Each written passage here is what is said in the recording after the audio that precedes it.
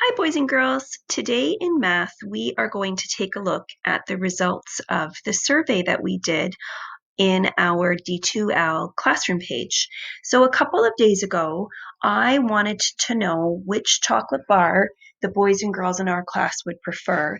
And I asked you to choose between Kitkat and Twix. So I have the results of our survey, and now I'm going to show them to you using a tally chart.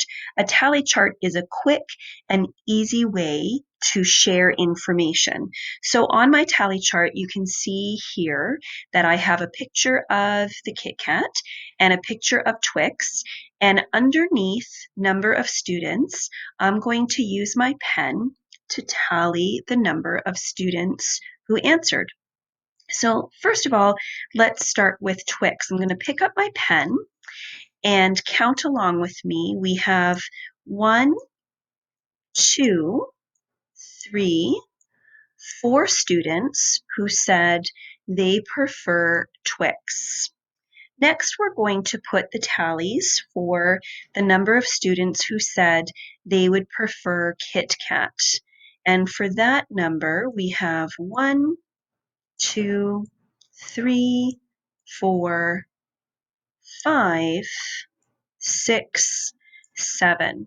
Now, boys and girls, you will remember that when we are making tallies and we get to number 5, we put a line across to make it quick and easy for us to count 5, 6, 7.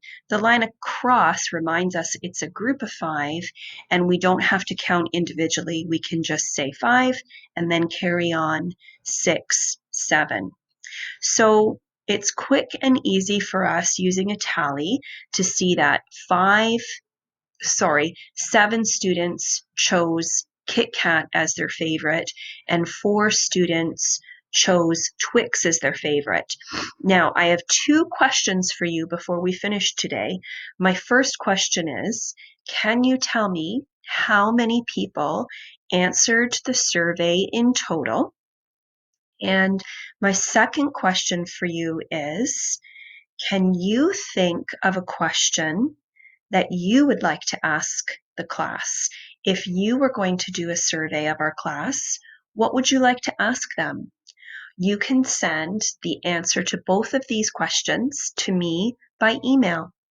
That's all for now. Bye, boys and girls.